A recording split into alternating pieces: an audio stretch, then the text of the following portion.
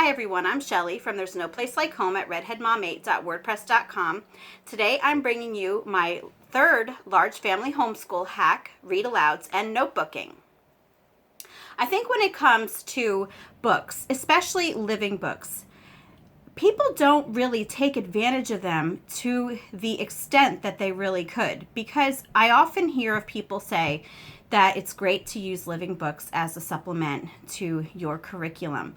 But I am going to tell you today that one of the biggest time savers, especially when you have a large family, this can be used for any size family, but it's especially great for large families, is that you can use living books as your curriculum.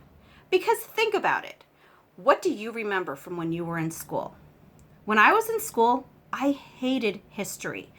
I got good grades because I was good at taking tests, but I remember that when we would be assigned a certain section of the textbook to read, I would read it, nothing would be absorbed, and I wouldn't remember anything. I would just memorize things for my tests. And so I ended up hating history. I had no interest in it. But since we've been homeschooling through living books, can I just tell you that history is my favorite subject? And it is because of the living books that I read aloud to my kids all the time. And yes, this also can be silent reading too, but I'm going to tell you that you can homeschool with living books as your curriculum. The first book that really opened my eyes to this was Little House in the Big Woods. Now, you can see it's a mess. When we got it, it was already used. Someone at my church had given it to me, and I had never read it, so I thought, hey, I'll read this to the kids. This has become one of our favorite books of all time. And I think what really got me to notice how valuable these books are is the learning that came after I was reading this book to my kids. You know, they wanted to make molasses snow candy, and they wanted to make the little heart cookies that they talked about when it came to Christmas, and they would go outside and they would make little makeshift little houses, and you would see the kids out there pretending to churn butter, and they would just be talking about all the stuff that we had read about. And it was then that I realized that my kids were learning more about frontier life from this book here than from any textbook that you could possibly put in front of them. So that's really what I've been doing a lot lately, is just using living books. And the great thing about living books is that you can use them with so many different age levels, you know, because with read-alouds, it doesn't matter if a child can read. They can still listen. You know, anyone can listen. So you can homeschool so many kids together for read aloud time, and they can really absorb so many different things, because, you know, a lot of these books are based on real life events. Not all of them, but a lot of them are based on real life events. But it really, all it comes down to is that, you know, life isn't separated into subjects, and these motorcycles. Life isn't separated into subjects, and so neither are these books. So when people set out to write these books, they're not thinking to themselves, I'm going to focus solely on history in this book. No, you know, they put real life situations in here, and these situations all encompass every subject. So I really saw that, and I really saw the way that my kids were absorbing what they were learning when it came to this Little House in the Big Woods book. And that's what really got me started. I really wanted to start reading more and more to my kids. And I'll tell you, at first, I had to get used to it. You know, reading chapter books to your kids, if you haven't done it long, it is something that you have to get used to. You know, as the one who's reading out loud, you have to be able to get used to reading for that amount of time, and your kids have to get used to being able to sit still for that amount of time. So if you start reading aloud to your kids, you don't want to make it, you know, go off and start at half an hour sittings right away. Start, you know, with like 5 or 10 minutes, and then gradually move on from that amount of time, you know. And right now my kids and I, we usually read out loud for about 30 minutes a day. And there are so many different books that you can use read-alouds for. For example, the Percy Jackson series is another great series. It's another great resource that you can use as your main homeschool curriculum. Yes, I'm talking about Percy Jackson. Now, beyond the fact that there are so many unit studies out there free unit studies online for this series. If you actually read the book with your kids, it is chock full of so much great stuff and so many great activities for what to use with your kids. Because right away you think, okay, it hits on Greek mythology, but that's not all that it hits on. It talks about, there's so much geography in the Percy Jackson series. It talks about the places that they're going in the United States, and it talks about landmarks, and it talks about what it's like there. So many times we've actually gone to a map and said, okay, here we are in Pennsylvania, and this is where they started, and they're going here now. And then we can actually relate that to our lives, because at one point in the series, they talked about the St. Louis Arch. And so I said to my kids, hey guys, do you remember when we drove to Missouri, because my oldest son, he is in Army Reserves, so we had driven to Missouri several years ago to watch him graduate from boot camp. I said to my kids, do you remember when we drove past the St. Louis Arch, that big arch that we saw? I said, that's what they're talking about right now. So there's so many great ways to make connections. There's so much history in these books too. And of course, it covers literature. So I really want to impress upon you the value that books have. Plain old books, not textbooks. They, to me, are just so much more, that's what I'm looking for. They're just a better way to get your kids to learn. They make things more interesting, and when your kids are interested, they want to know more about it. So I really encourage you to throw out those textbooks. And if you don't want to throw them out, if that makes you totally uncomfortable, set them aside. Find some good books to read aloud with your kids, and you will see how much learning there is in them. And another one that I just want to mention, I think it was called The Magician's Apprentice, but it was about Roger Bacon. And it was just about back in, I think it was the 1200s that it took place. I could be wrong. But it just talked about how they actually thought that he was an accomplice of the devil because he was able to, he had, what was it? Explosives. So he worked with explosives, and he did all sorts of things that was unheard of in that time period at Oxford University. And anyway, my point is that one book, it covered so many things. It covered science. It covered history. It covered geography, and to a point it even covered religion, because it was talking about how at that point in time the Catholic Church was really, anything that it didn't understand, it kind of vilified. So we understood that from reading that book. So again, I urge you, get your kids, and it's such a time saver. Let me just add that too.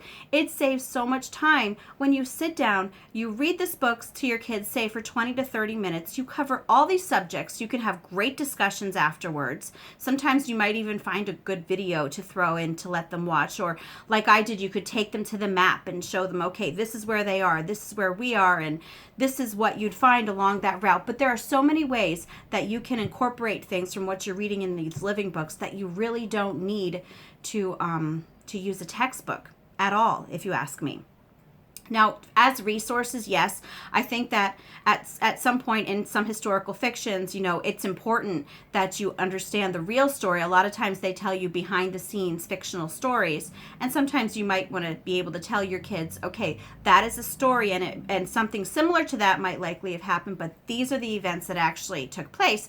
And yeah, then if you don't want to watch a video or something, you might want to just find something in a textbook that you already have on hand, and just read a little bit about it. But even on that, I would tell you, you could even use a trade book at the library rather than a textbook. As you can see, I really don't like textbooks at all, and I will admit that. But anyway, moving on to the notebooking, because you're probably wondering where that comes in. About a year ago, probably more than a year ago, I started looking into notebooking because I found that my kids hate writing. Well, they hated writing, and they would complain every time that I would assign a report or an essay or anything like that. I would just get tears and crying, and kids just generally not happy at all. So I started reading. Yeah, Caitlin, she's smiling. So, hi, Bella. My cat's trying to get on camera. Anyway, so I tried to find a way that we could make writing less of a struggle. Okay, so I looked into notebooking, and I really didn't know too much about it, but I thought to myself, okay, I think that I could probably use these with our read-alouds, and that's exactly what I did. So what I did was, not every day, because I'll explain it in another video someday, but every other day we were notebooking at this time, our CONUS unit study, because we started notebooking then too. And so every other day we were notebooking our read aloud. So what I would do is I would give them a notebooking page that I usually printed off of notebookingpages.com, and I would tell them, you can notebook anything that you would like today. Anything that I'd read about, obviously, but anything from the story. You can write about your favorite part. You can write about your favorite character. You could give a summary of the entire chapter. And there are times that I would even say to them, you can draw a picture as long as it illustrates something that happened in the book to show that you were listening. Or sometimes I would even give them copy work. If I would find a passage in the book that I particularly liked, I might copy it down on the whiteboard for them and tell them to copy this down, sometimes in cursive, which they didn't always like because my kids don't like cursive very much, but it's a great way to even incorporate cursive. So what I did was we started narrating during our read aloud time. And before we started notebooking, I had heard about narrating, and I honestly thought, my kids aren't going to be able to do that. They don't have the attention span. My kids are very, very, very, very active and don't like to sit. And I thought that's just going to extend their sitting time. So we never actually started narrating until we started notebooking. And the reason that we started narration was because I saw how valuable it could be in helping the kids to write. Because if they're saying out loud what we read about, it helps them to remember so much better what we were reading about. And it helps things just to stay in their mind so that when I'm done and that notebooking page is in front of them, they actually have something that they want to write about. So what I would usually do, I usually read to 3 kids at a time. And so I would stop after, say for example, if it's a 12-page chapter, I would try to do it evenly. I would stop after every 4 pages and choose a different child to narrate those 4 pages every time that I would stop. And so then what would happen is after the chapter, all the kids have had their turns narrating, and I would go to the whiteboard, and I still do this now actually, and I go to the whiteboard for our word bank. And it's not always just words. Sometimes it's phrases. Sometimes it's complete sentences. And I'll tell the kids, what is it that you want me what is it that you want me to write on here for you to remember? So they would tell me words, maybe words that they didn't know how to spell, or words that they just wanted me to write down so that they wouldn't forget that they wanted to write that part. Sometimes they would ask me to write whole phrases, same reason, so that they just wouldn't forget about it. Other times, especially my 4th grader, sometimes he will ask me if I can please write out a whole sentence for him on the board. Same thing, so that he doesn't forget what it is that he wants to say. So I will write out the whole sentence. And that makes things a lot easier, because when they're writing on their notebooking pages, all they have to do is look at the board and they get those ideas, and then they remember, oh yeah, that's what I wanted to write about. And it really helps things to be a little bit less stressful. So what I found when I combined read-alouds and notebooking, not only did I have all the benefits that I was already getting from read-alouds, already covering all these subjects in one sitting of one book with all of my kids together, but I actually was able to combine writing in with that now too, and copy work, which to me, that covers spelling and punctuation.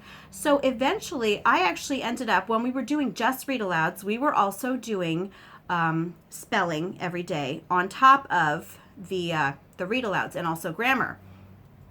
I completely cut that out because we were notebooking.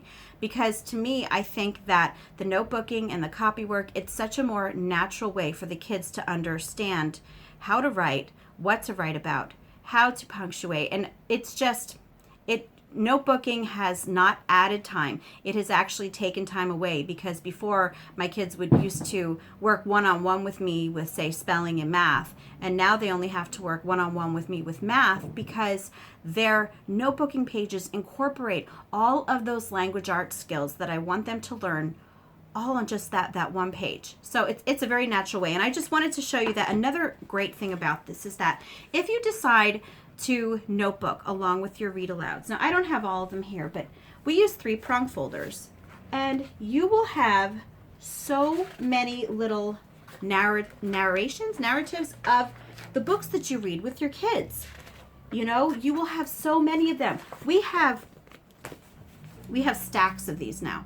Okay, we have, you know, from Peter Pan, we read Peter Pan by J.M. Barrie, and we have one of Harry Potter, and we have one, well, it was Percy Jackson that we did too. And we also did one about shapeshifters, and my oldest son here, well, he's not my oldest son who still lives at home, he notebooked his silent reading. So what you're going to end up with is a whole collection of books to go along with the books that you read, the books in your own kids' words, showing, and you can look at how they moved along throughout the story, how they were able to grow and excel in what they were doing. You know, you start out seeing, you know, maybe their writing is really big and a little sloppy and very short sentences. And by the end, you might see they've got longer sentences. That writing is a little bit neater and that punctuation looks a lot better. And it's a nice progression to see what the kids were doing. So I highly, highly recommend that you use Read-Alouds and notebooking as a time-saving homeschool hack for your large family. Because again, you're combining all of those subjects. And let me just add, if you are doing the Read-Alouds and the notebooking, do not do this on top of all of your other subjects, because that will defeat the purpose. The whole point of Read-Alouds and notebooking to me is getting everything covered at once with your kids. You're saving time and you're giving yourself and your family more time to explore your interests and just to do more family related things. So anyway, it will save you time, it will save you so much heartache, and your kids will actually get to learn together, make connections. And I really, if any of you do decide to try this, I would love for you to leave a comment, for you to let me know how it went, because it has literally transformed the way we homeschool. So next week, I'm going to be bringing you the large family homeschool hack of focusing on the 3 R's and following interests. So I hope you have a great day.